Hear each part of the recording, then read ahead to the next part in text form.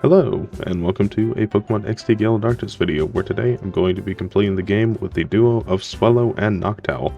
And while I do think that these two are going to do fairly good, there is a small issue that comes with Swellow because I have used it before, and it is extremely bad against the final boss, as well as one of his underlings, but we'll get to that in just a bit. But the main reason that it struggles against these two trainers in particular is because it does not have a great move pool, despite being an incredibly powerful Pokemon.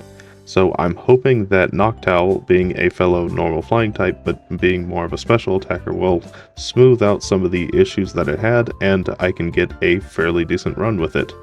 So with that, let's go ahead and move on to the stats of both. We're going to start with Tailo, who has 40 HP, 55 attack, 30 defense, 30 special attack, 30 special defense, and 85 speed, making it incredibly fast, and also fairly strong, especially for the early game. However, its defensive stats are pretty bad, so I could see it getting taken down very easily. And moving on to its moves, and the real issue with this Pokemon is that it only gets access to normal and flying type moves. It does have Hidden Power and Thief to possibly get you out of that rut, but that's about it.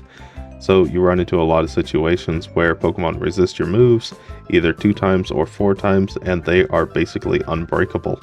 Now, that's not to say this is all bad. Having Wing Attack at level 13, a 60 base power flying type stab move in the early game is extremely powerful, and Endeavor could come in handy if I have the chance to perfectly set it up. However, that is just a last resort, because if I'm forced to use it, I'm already at low HP, so it's not the best thing to rely on.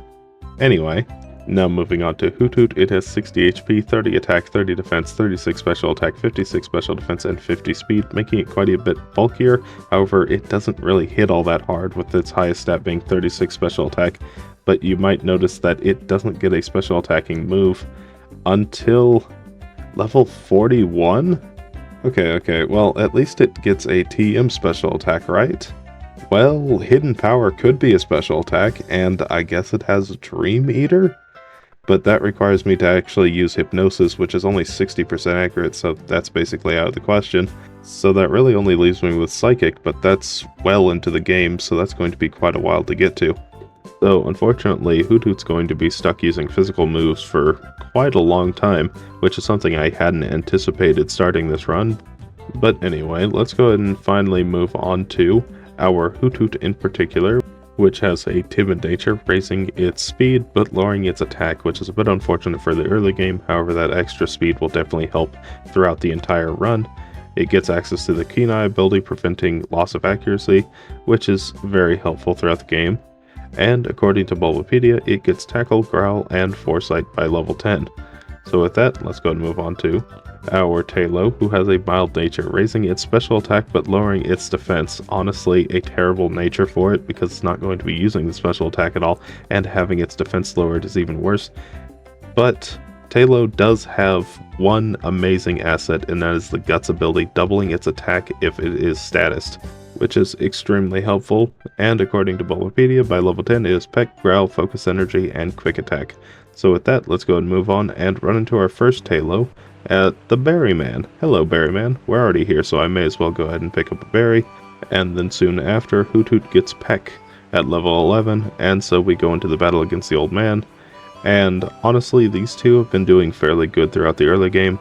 Of course, Tailo kind of shreds through most things as long as it doesn't get hit by super effective attacks, which unfortunately happens here. It's brought down to 2 HP. Luckily, I am able to take down the Abra, but its general frailty does make it a bit of a liability on the field, and unfortunately it goes down fairly quickly, which leaves just Hoothoot to take down his final 2 Pokemon, and it's already poisoned, so I am on a ticking clock. I decided to start taking down the Shroomish, and unfortunately, because I am a very weak attacker, it is going to take just a couple hits to finish it off, even with a super effective Peck.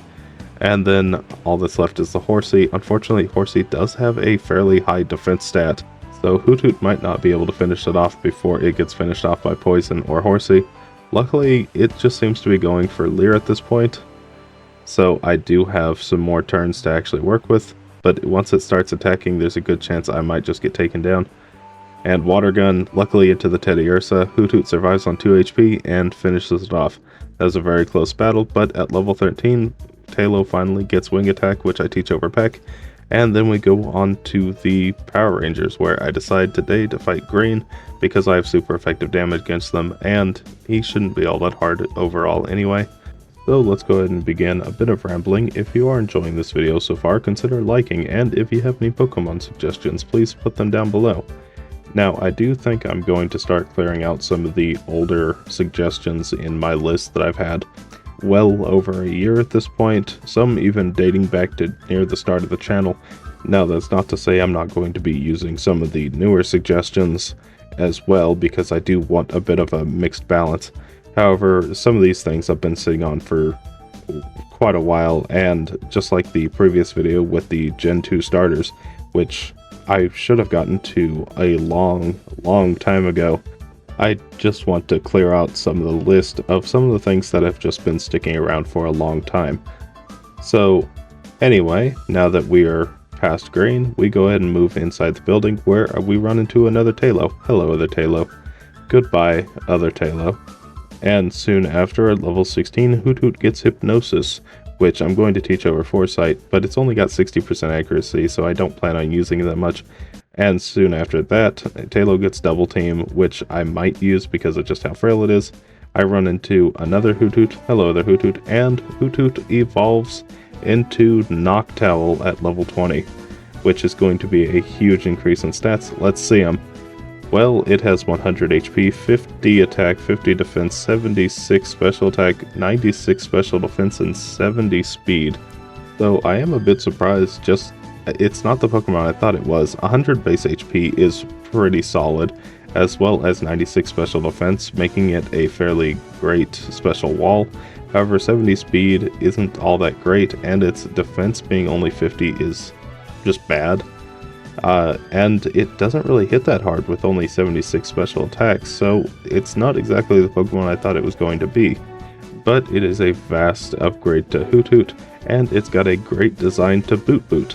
Anyway, soon after, Tailo evolves into Swellow, and this should hopefully get us through the mid and late game fairly quickly, with 60 HP, 85 attack, 60 defense, 50 special attack, 50 special defense, and 125 speed. So while it is still quite frail, it does have an outstanding speed stat, and while the attack stat isn't all that great at only 85, when its Guts ability is activated by a status effect, it's going to raise it to effectively 170 attack, if I understand how Guts works correctly. So that's going to be incredibly powerful. But anyway, we move on to the battle against Lavrina. She leads with a Love Disc and a Beautifly. I go for Wing Attack and the Beautifly, taking it down immediately, and then out comes her Roselia. And I'm going to go for Peck into it. Not going to take it down, but I'm going to deal a decent chunk of damage. Now, because I know Noctowl is able to take it down the following turn, I'm going to have it use Peck to take it down, and then start dealing damage to the Love Disc before the Shadow Delcatty comes out. Now, it is incredibly tanky, so a Wing Attack doesn't even do half to it. I'm hoping Peck at least takes it down to yellow, which it does, so I know I can finish it off the following turn with another Wing Attack, but it gets a crit, finishing it off right away. And so all that's left is the Love Disc, which Peck doesn't quite do the job, but a Quick Attack does, and we beat Lavrina first attempt. Now, of course, you cannot have a Pokemon XD Gallidartes video without the obligatory Mirror B. As always, it's a pleasure bumping into him, but we need to move on because at level 25, Noctowl gets Reflect, which I teach over Growl, and then at level 28, Swellow gets Endeavor, which I decide to teach over Focus Energy, before moving on and picking up this Ralts for the Twisted Spoon item, raising Psychic type damage by 10%, and then going to the Railgun Tower to go pick up my two favorite TMs, Hidden Power and Protect. And I'm going to teach Hidden Power right away to both, and Swellow gets Hidden Power Fire, which unfortunately isn't great for it because of its low special attack stat. However, it does at least hit Steel types. However, Noctowl is the true winner in this, getting a perfect Hidden Power Steel at 70 base power, which, even though Steel isn't that great of an offensive attacking type, it at least gives Noctowl a decently strong move to use until it levels up more or gets access to something else. Now, I am actually going to stop and pick up the Spearow here because it's holding the Sharp Beak item, raising Flying type damage by 10%, and then I run into another Hoothoot. Hello, other Hoothoot. Goodbye, other Hoothoot. And we go into the battle against Noctowl. He leads with a Quagsire and a Lantern, and I decide to go for Wing Attack into Quagsire, and then I go for Reflect to lower the physical damage I'm going to be taking. Unfortunately, Lantern Shockwave gets a crit, and then Quagsire's Rock Tomb also gets a crit, completely bypassing the Reflect, dealing a ton of damage to Noctowl, and it's taken down to 13 and finished off by a second critical hit Rock Tomb. Okay, well that was just extremely unlucky. Let's go back in there for a second attempt. I go for Peck and Wing Attack this time because hopefully I can just take down the Quagsire quickly, but it gets another critical hit Rock Tomb, which is honestly just kind of insane. I finish it off though, and then out comes the Lunatone. Now unfortunately, even with Hidden Power Steel, I don't think I can actually take this down in a quick manner at all. I go for Quick Attack into Lantern just to see how much it'll do, but it's almost nothing, and yeah, Hidden Power Steel does almost nothing as well. And so Noctowl goes down to the Fruity Pebbles, and all that's left is the very frail Swellow, which I decided to go for Endeavor, but it doesn't do as much damage as I thought it would, so I go down. Now at level 33, Noctowl gets Takedown, not a great move because it's only 85% accurate, but it is at least a stab normal type attack. And I run into another Hoothoot. Goodbye, other Hoothoot. And I run into another Taillow. Goodbye, other Taillow. And at level 38, I get Aerial Ace, which is just Wing Attack, but it never misses, so it's better Wing Attack. And at this point, I decided to go ahead and get it out of the way now and do Mount Battle up until I get the move Facade, a move that doubles in power whenever I'm burnt, paralyzed, or poisoned, just like the Guts ability. So with Stab, it's going to do an incredible amount of damage, so I come into this battle already poisoned. So I go for Facade into the Lantern, taking it down in a single hit, then out comes the Lunatone. And the reason I'm leaving the Quagsire around is because I can go for a Reflect, and as long as it's not getting critical hits, it's not dealing that much damage, and it's also quite inaccurate as well. And Lunatone actually goes down to a Facade despite being resistant to it. And then out comes the Cast Form. Facade takes Quagsire down in a single hit, and then out comes his final Pokemon, Matang. Now, I am going to just let Noctowl take down the Cast Form because it should only take another hit, maybe two, and Matang needs to be taken down with Facade, and it actually survives one. Hidden Power finishes off Cast Form, and then all that's left is that Matang, which goes for a Thunder Punch, but it's not enough to take it down, and so I'm able to get past Nettle and move on to level 40 when I finally get the TM for Psychic and I teach it over Peck, and I go into the battle against Gonzap. He leads with an Electrode and a Nuzleaf, and on the first turn the Nuzleaf is going to go for Fake Out, and the Electrode is going to go for Spark. Now I go for Facade. Unfortunately, this does also leave Swellow open to being paralyzed, which unfortunately happens to Noctowl when it's hit by Spark. But I take down the Electrode, and then out comes Vileplume. I go for an Aerial Ace into it, and then I go for Psychic into the following Pokemon, which is going to be a Whiscash. And luckily that Psychic takes it down to under half health. I go for Facade into it to finish it off, and I try to set up Reflect, hopefully if I don't get paralyzed. The Nuzleaf goes for another Hyper Beam, nearly taking down Noctowl, but not before it can get the Reflect off. And then I go for Psychic and Hidden Power Fire into the Skarmory, which Hidden Power Fire is actually dealing decent damage. Swift finishes off my Noctowl, but I'm able to take down the Skarmory. And then all that's left is Nuzleaf, who's weak to Aerial Ace and goes down to a crit. So with that, we move on to this Zangoose here. It's holding the Silk Scarf item, raising normal type damage by 10%. And unfortunately, I used my last Pokeball, so unfortunately I'm not going to get that today. But good news, I ran into another Noctowl. Goodbye, the Noctowl. And then I go into the battle against Gorgon. He leads with a Lairon and a Celio, and I decide to come into this battle already pre-burnt. That way I can deal as much damage as possible. So I'm able to take down the Celio on the first turn. Now because we are both flying types, Lairon is just going to be attacking this entire time. Though I do have Reflect up, so it shouldn't be dealing nearly as much damage. I take down the Slowking, go for Psychic into Lairon, not quite taking it down to half. Iron Tail again into Swellow, and unfortunately Swellow is losing a lot of health now. Ursaring goes down in a single hit. And then out comes his first Shadow Pokemon, which is Primeape. Another Psychic, also not enough to take down Lairon. I was really hoping it was just a range. And then with the Primeape down, he sends out his final Pokemon, that being a Shadow Hypno. And with Lairon going down to a Psychic, there's now nothing to stop Swellow's Wrath at 4 HP, and Hypno goes down in a single hit. Now, we are still doing quite well going into the final area of the game. However, doing that mount battle training and getting stuck on Snaddle for so long definitely slowed them down. But hopefully they can make up that time by first going into the battle against Lovrena. She leads with a Gardevoir and a Gorbis, and I go for Facade into Gardevoir. Unfortunately, not enough to take it down in a single hit, and Psychic doesn't take down the Gorbis either. So I am going to have to keep that in mind if I need to redo this fight. I go for another Facade to finish off the Gardevoir, and another Psychic to finish off the Gorbis. And then out comes Roselia and her first Shadow Pokemon, which is a Shadow Farfetch'd. And I need to get rid of it immediately because it likes to use Shadow Panic. Unfortunately, a single Facade doesn't do the trick, but a Psychic does, and she sends out her final Pokemon, which is a Shadow Altaria. Now, the Roselia does set up Leech Seed, but honestly, it's not really going to matter. I can take down the Roselia anytime. I go for Facade into Altaria, dealing a decent amount of damage, but not quite half.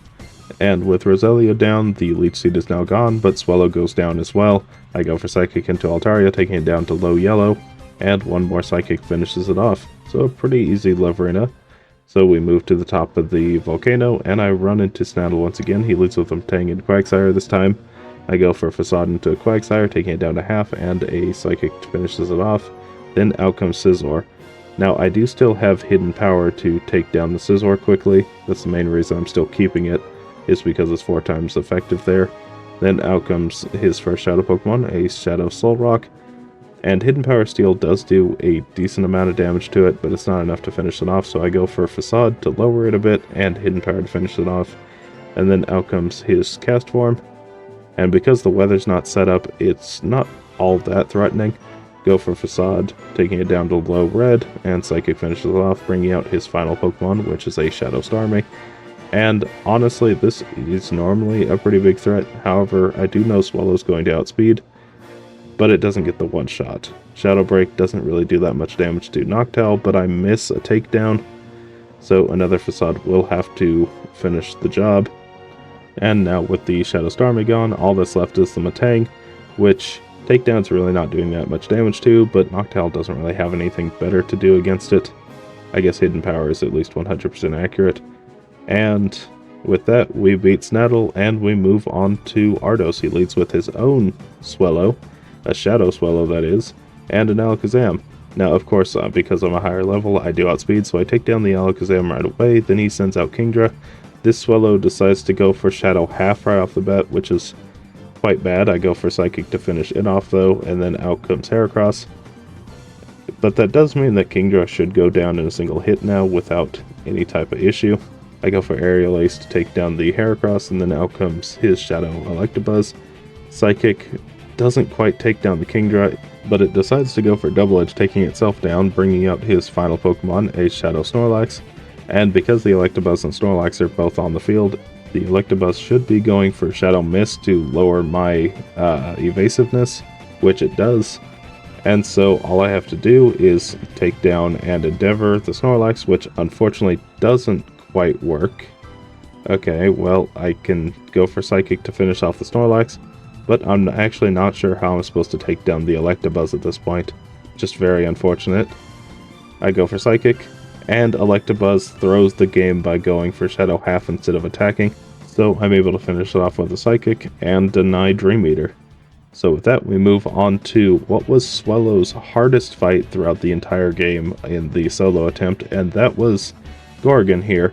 Not because of his lead so much, it's specifically because of this Aggron.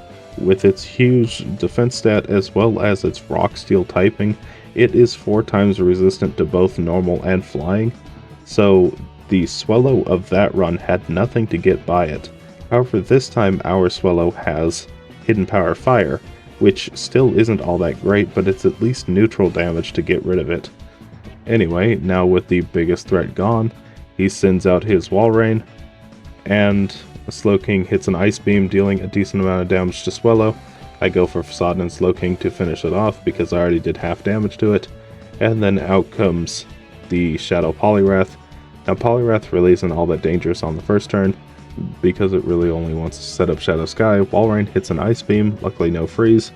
But because Poliwrath isn't a threat right off the bat, I decide to double into Walrein to take it down now. Go for Aerial Ace, taking it down to low red, and Psychic to finish it off. And then he sends out his final Pokemon, which is a Shadow Mr. Mime. And the reason I'm not really afraid of the Shadow Mr. Mime is because I know for a fact Swellow will outspeed. There's no doubt about it. But will it take it down in a single hit? I'm not so sure, so I decided to have Noctowl hit it as well. And that was some atrocious menuing. Luckily, Noctowl does actually outspeed to take it down as well. Swellow gets taken down to 5 HP by the Shadow Storm, and then I have to finish it off with Aerial Ace and Psychic. So with that, the mighty Gorgon is defeated, and we move on to Ardos, who leads with a Ninjask and a Manectric, a Shadow Manectric. And I decided for this battle I was going to come in poisoned, for the damage boost of course, but also I'm going to be making physical contact with the Manectric, and I really don't want to be paralyzed by its static ability, because that would just basically end my attempt right then. Anyway, once it goes down, he sends out his Shadow Salamence, and Facade actually takes it down in a single hit. That's a bit surprising. Then out comes Flygon. Psychic nearly takes it down to half, and I go for another Facade and Psychic, which obviously takes down the Flygon, and out comes the Shadow Marowak. Now, Marowak is really not going to be a threat this time. Psychic takes it down to half HP, and Aerial Ace to take down the Ninjask, and another Psychic to finish off the Marowak. That way I just have the final Pokemon, his Shadow Lapras, to deal with. And luckily Psychic does take it down. It wasn't some sort of range. Go for Facade and nearly take down Lapras in a single hit, but Psychic finishes the job. And now we move on to the big box legendary, Shadowwolgia. And honestly, I'm still poisoned, so I go for Facade, and it nearly takes it down in a single hit. Noctowl tanks a Shadow Blast very well and finishes it off with takedown before I move into the final battle against Greevil. He leads with a Shadow Moltres and Rhydon. I go for Facade, taking Moltres down in a single hit. Then out comes Executor. I set up a Reflect.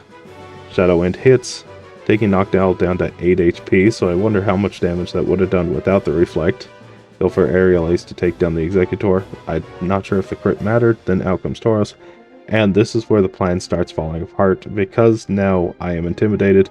My attack stat has gone down a decent amount.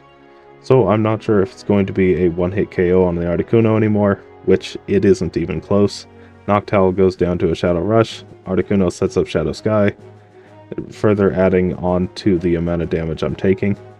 Then out comes Zapdos, and Tauros just decides to waste the turn going for Shadow Hold.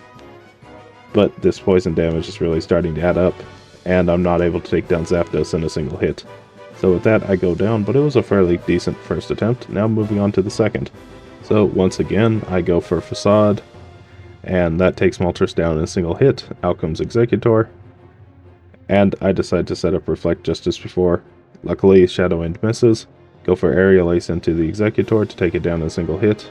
And then out comes the dreaded Tauros, but luckily I do have a plan this time. I equip the White Herb, that way my attack isn't reduced anymore, so I can still deal maximum damage. Now, I am in a bit of a weird spot because Rhydon isn't a one-shot with Psychic, and I need to get rid of one of them, but Rhydon's kind of risky to keep alive. I decide to take down the Tauros. It's definitely the better thing to get rid of because Shadow Sky is going to be causing more damage over time. But Rhydon hits a Shadow Wind, getting a crit, taking Noctowl down in a single hit, which is just very unfortunate. Another Facade takes down Articuno, then out comes Zapdos. And another Shadow Wind hits, taking Swellow down to 29 HP, down to 9 after the poison. Zapdos does go down, but unfortunately the poison damage finishes off Swellow. So after a third attempt, and now on the fourth attempt, I go back in for our final attempt. So of course I'm able to take down Moltres right away. I set up Reflect just as before. Rhydon misses, I go for Facade to take down the Executor. And then I decide to go for Psychic into Rhydon, and that's so that if Rhydon does miss, there's not some confusion that I'm going to have to figure out who to take down, and luckily it does miss. So I go for Facade taking down the Tauros, and then I go for Psychic to take down the Rhydon. This does mean that I'm facing down both legendary birds, but honestly, I think I'm in a better position doing this. I go for Facade, taking down Zapdos in a single hit, and I go for Hidden Power Steel. And that does about as much as I would expect. Not that great, but it doesn't really matter because one last Facade takes it down, and this duo has completed the game. And I am so glad that Noctowl did exactly what I was hoping it would do, and just smooth out the late game, because I did all these battles in the first attempt all the way through, which is just incredibly nice. So anyway, how well did these two do together? Well, they beat the game at a time of 10 hours, 31 minutes, and 32 seconds, with Swellow and Noctowl both at level 62, and with 10 faints throughout the game, 5 to random trainers and 5 to bosses, which is honestly amazing comparing it to the original Swellow by itself, which had a time of 14 hours, 10 minutes, and 54 seconds, and it needed all the way up to level 95, and it still had 77 losses, so this is a huge improvement. And so they find themselves in the A tier, which is honestly a bit surprising considering I was looking at those move pools early on, and it was a bit frightening seeing that Noctowl had very little to no special attacking moves, and while Swellow I already knew was going to do very well up until the last area of the game, more or less. So it's great to see that these two actually work very well together, even if the start is a little rocky for both. But once they start getting their best moves, that being Psychic for Noctowl and Facade for Swellow, which is unfortunate because you have to get to Mount Battle Area 4 and complete it, which does take quite a while to do. However, the benefits of it is Facade being incredibly powerful, so I'd say overall it's worth it. But anyway, if you did enjoy this video, consider liking and subscribing. If you have any Pokemon suggestions, please put them down below. Thank you so much for watching, and bye!